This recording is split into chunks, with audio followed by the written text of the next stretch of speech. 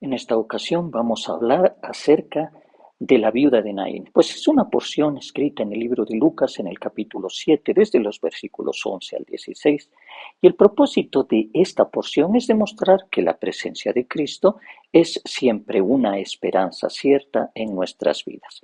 Tenemos que comenzar diciendo que nuestro Señor Jesucristo, poco antes de su encuentro con la viuda de Naín, él había hecho un milagro en Capernaum. Esto es para conectar el contexto del encuentro de nuestro Señor Jesucristo con esta mujer, pues nuestro Señor Jesucristo había estado en Capernaum y sanó al siervo de un centurión. Centurión es un militar romano que está a cargo de 100 soldados romanos. Estando en este lugar, en Capernaum, está al norte de Galilea, y nosotros vemos el mar de Galilea y en la parte norte está esta localidad que es Capernaum. Por otro lado, nosotros en la siguiente historia hablaremos del pueblo de Naín, que valga decir, Naín significa agradable, placentero, bonito, pues este lugar, este pueblito, está localizado a 38 kilómetros de Capernaum y está al sureste del mar de Galilea. Ustedes saben, el mar de Galilea es un lago grande y para llegar del norte del mar de Galilea a Naín, que está en el sureste, pues necesitamos pasar por el monte Tabor y también por el monte Moriah. Y cuando uno termina las colinas, pues para abajo se ve una llanura, un lugar muy bonito que es esta ciudad, este pueblito, que es colorido, es lleno de flores, lleno de vegetación. Vaya, es interesante ver que en este mismo sector, muchísimos años antes, el profeta Eliseo había resucitado al hijo de la samaritana. Es esa historia que se describe en el libro de Reyes en el capítulo 4. Es interesante también ver cómo es el mismo sector, en este mismo sector geográfico del pueblo de Dios de Israel, el profeta Elías había resucitado al hijo de la viuda de Serepta, que se describe en el libro de Primera de Reyes capítulo 17. Nosotros decimos entonces, comenzamos con este relato acerca de la viuda de Naín. En el versículo 11 dice entonces así: poco después, esto es, hablando de poco después del milagro que nuestro Señor Jesucristo habría hecho para el centurión en los primeros versículos de este capítulo, pues en Capernaum, que nosotros mencionábamos, está a más o menos unos 38 kilómetros del pueblo llamado Naín.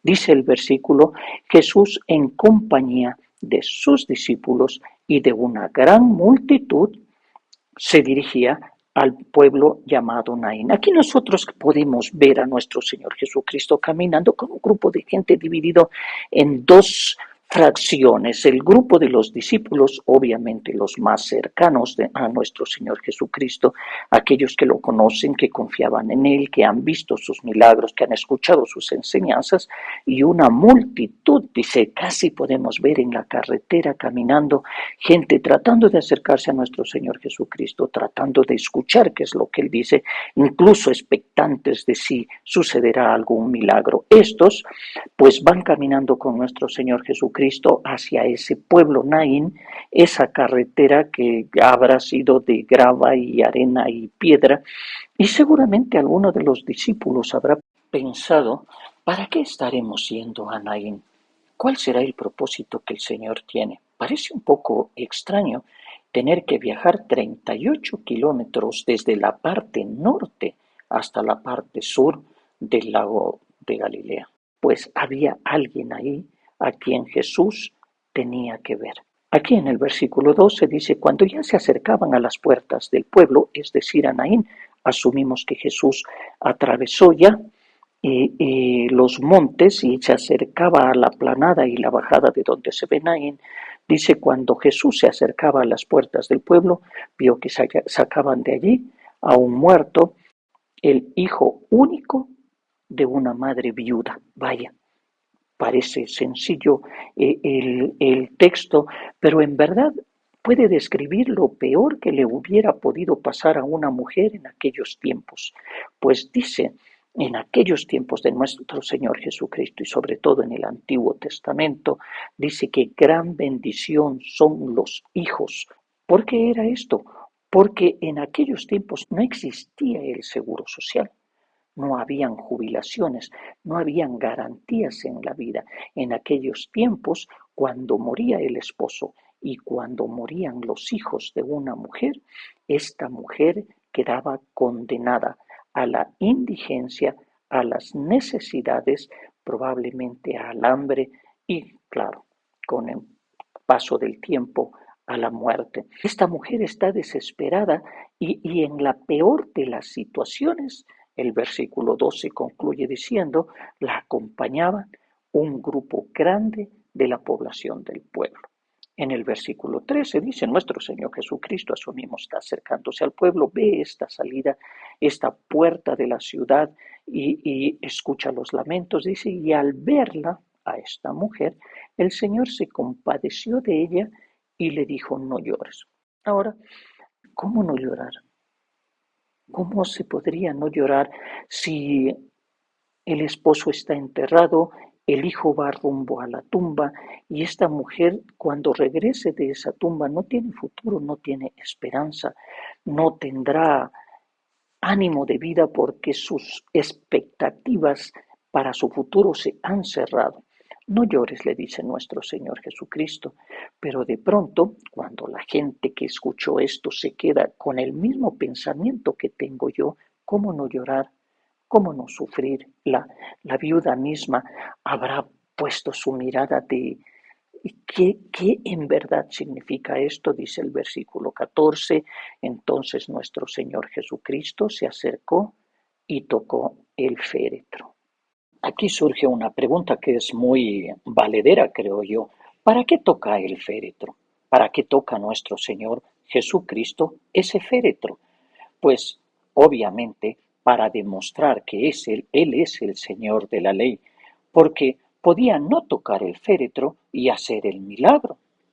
Al siervo del centurión, versículos antes, lo curó sin siquiera haberse acercado al enfermo. No tuvo que verlo, no tuvo que tocarlo, ni siquiera tenía que conocerlo. Él solo dio su palabra y el enfermo fue sanado.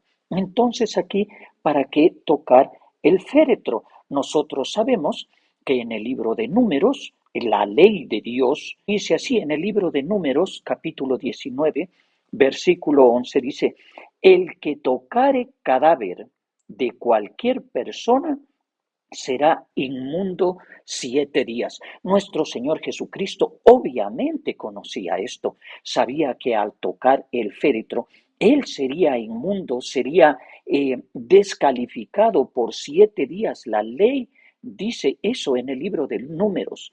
Ahora, ¿por qué hace esto nuestro Señor Jesucristo? Pues a la vista de esas personas era algo inentendible, pero yo creo que para nosotros sí es entendible. Era una promesa, era una profecía, una promesa que nuestro Señor Jesucristo nos hacía a nosotros, al pueblo mismo, a la gente que lo mira a Él. En su sacrificio, en la cruz, Él se volvería inmundo para que nosotros tengamos vida y vida eterna. Él toca ese cadáver y nuestro Señor Jesucristo se vuelve inmundo para darle vida a ese cadáver y es como un cuadro, una fotografía que a nosotros nos anuncia aquello que habría de suceder pronto en nuestro favor. Ahí está la respuesta. ¿Para qué lo toca? Para darnos a nosotros un mensaje de esperanza, un mensaje de amor, un mensaje de vida. Por eso dice, y los que lo llevaban se detuvieron, y entonces Jesús dijo al joven, te ordeno que te levantes. Y miren lo que sucede. Nuestro Señor Jesucristo, luego de haberlo tocado, dice el versículo 15, y el muerto se incorporó y comenzó a hablar. Y Jesús lo entregó a su madre. Es interesante cómo, al igual que había sucedido con los profetas antes, con el profeta Eliseo y el profeta Elías, con la tsunamita y con la viuda de Serepta, dice que ellos fueron y entregaron a sus madres a su Hijo que había resucitado. Aquí nuestro Señor Jesucristo hace lo mismo en el mismo sector, en el mismo lugar en donde antes había sucedido eso. Dice nuestro Señor Jesucristo, se lo entregó a su madre. Los judíos conocían muy bien estas historias, pues es parte de su tradición, es parte de aquellos que cuentan día a día a sus hijos y sus nietos. Los profetas habían hecho eso con aquellas madres que habían perdido a sus hijos. Y por eso en el versículo 16, aquí la gente conocedora de esos eventos anteriores, dicen, todos se llenaron de temor y alababan a Dios y decían, ha surgido entre nosotros un gran profeta. No asociaron a nuestro Señor Jesucristo con el Mesías que había de venir, sino que más bien lo relacionaron con los profetas del Antiguo Testamento. ¿Qué podemos decir hasta aquí? Yo diría que puedo ver un camino, es el mismo camino, pero tiene dos extremos y en los dos extremos yo veo dos multitudes, los que van con Cristo y los que van con el muerto. Los que caminan con Cristo casi los puedo ver, vienen sonrientes, son los apóstoles, son los privilegiados, y a mí casi me gustaría escuchar sus conversaciones, tal vez hasta leer sus pensamientos. Alguno de ellos, tal vez no algunos, sino algunos de ellos dirían, si me fracturo, no importa, Cristo está aquí. Si me contagio de lepra, tampoco importa, Cristo está conmigo. Si tengo algún problema de salud, si me caigo, me lastimo, si tengo hambre, no importa, Cristo está conmigo y no hay ningún problema que a mí me podría causar algún tipo de ansiedad. Y también veo la multitud que tiene todas las opciones, tiene todas las esperanzas, pues han escuchado de Jesucristo. Él ha levantado los muertos, ha sanado a los leprosos, los cojos caminan y ellos entonces están con cierto ánimo de tranquilidad y están atentos, entusiasmados, tratando de acercarse a nuestro Señor Jesucristo en medio de la multitud para no perder nada de lo que Él podría hacer o decir, para no perderse nada de lo que podría suceder. Por otro lado, veo en el otro extremo de este mismo camino, ahí viene la viuda, que la veo más indefensa que nunca. Su marido había muerto y ahora también su hijo. Y vuelvo a decir, me gustaría saber en qué pensaba, me gustaría entender su pensamiento. Seguramente ella diría, ¿qué haré esta tarde después de enterrar a mi hijo? ¿Qué voy a hacer mañana? Tal vez como ciertos momentos en nuestras vidas, algunos de nosotros hemos dicho, Señor, todo está mal en mi vida, no tengo futuro, ¿cómo quisiera morirme en este momento?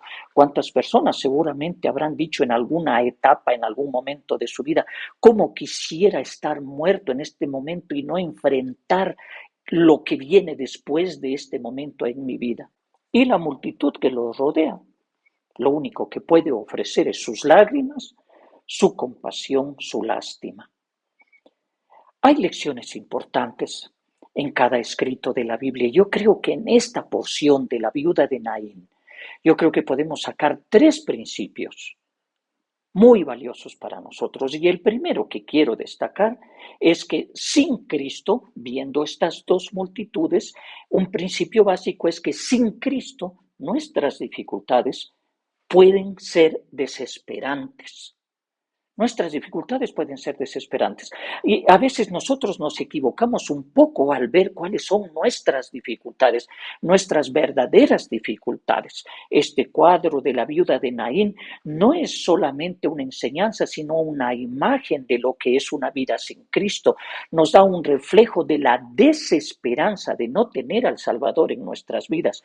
Yo decía, nos equivocamos cuando pensamos, cuando visualizamos nuestras dificultades en nuestras vidas, pues generalmente las dificultades nuestras nosotros las vemos reflejadas en un familiar enfermo o tal vez en nuestro saldo bancario. Ahí están nuestras dificultades, pero tenemos que reconocer algo, que la verdadera calamidad, las verdaderas dificultades en nuestras vidas no están en nuestro saldo bancario, son aquellas que no se pueden ver, tal vez son aquellas que ni siquiera tomamos en cuenta, aquellas que no nos preocupan. Las verdaderas dificultades nuestras, en verdad nuestras verdaderas calamidades, son una lucha que por nuestras propias fuerzas las tenemos perdidas, porque son luchas contra huestes espirituales, contra potestades espirituales. Es una lucha que para nosotros está perdida porque es una lucha que nosotros enfrentamos contra principados, contra potestades espirituales. Esa lucha está perdida porque nosotros no tenemos fuerzas para enfrentarla y esas fuerzas espirituales nos conducen a una separación eterna de Dios, una separación de nuestro Padre por siempre y para siempre. Esa es la verdadera lucha, la verdadera calamidad nuestra es una lucha espiritual.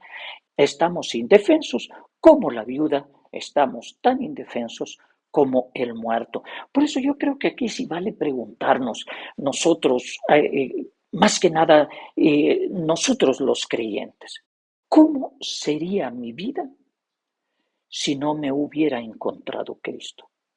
Yo creo que si nos tomamos un minuto cada uno de nosotros para pensar en dónde estuviera yo si Cristo no me hubiera encontrado, qué hubiera sido de mi vida, en qué viviría, en qué ambiente estuviera envuelto, cuáles habrían sido mis experiencias si Cristo no hubiera llegado a mi vida. Sin Cristo las dificultades pueden ser desesperantes. Ahora yo digo tal vez no has encontrado a Cristo como Salvador de tu vida. Yo creo que la pregunta es diferente. ¿Cómo sería tu vida si te hubieras encontrado con Cristo? Ahora, digamos, el segundo punto, la segunda enseñanza que yo creo que nosotros podemos ver en este texto es: siempre Cristo se presenta a nosotros con una enorme misericordia. No hemos hecho nada para que nuestro Señor Jesucristo venga a nuestras vidas. Y en este caso no se dice nada de la viuda, pues no dice que era una viuda magnífica, no era una viuda destacada, no era la mejor de las viudas que se haya visto. No se decía, esta era una viuda a la que todos queríamos y apreciábamos y agradecíamos.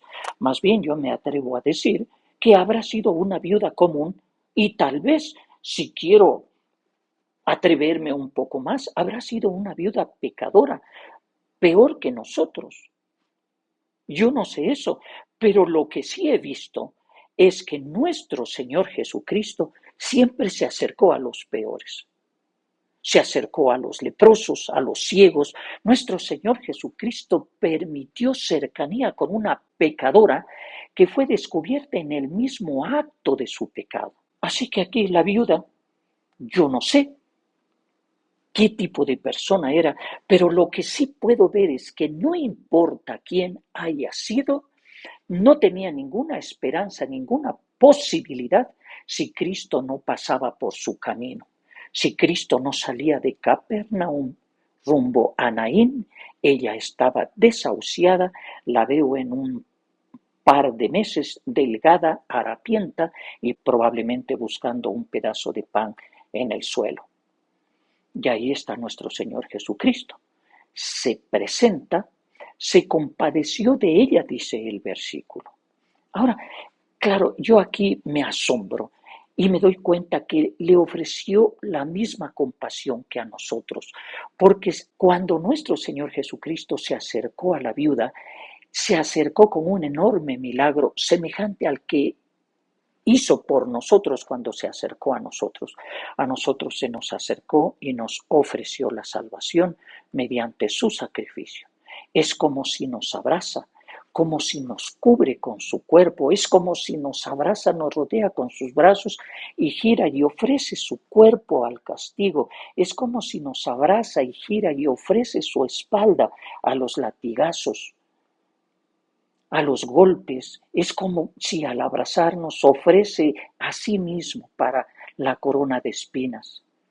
se interpone entre nosotros y el castigo que nosotros merecemos, y nosotros sabemos que la paga del pecado es muerte, debía ser nuestra muerte, pero Él ofrece su muerte, entrega su cuerpo atravesado por esos clavos que eran para nosotros, atravesado por esa lanza que era para nosotros, golpeado por esos látigos que era para nosotros, nos ofrece su sangre, nos ofrece su sacrificio. Por misericordia es la misma misericordia que en ese momento siente por aquella viuda de Naín.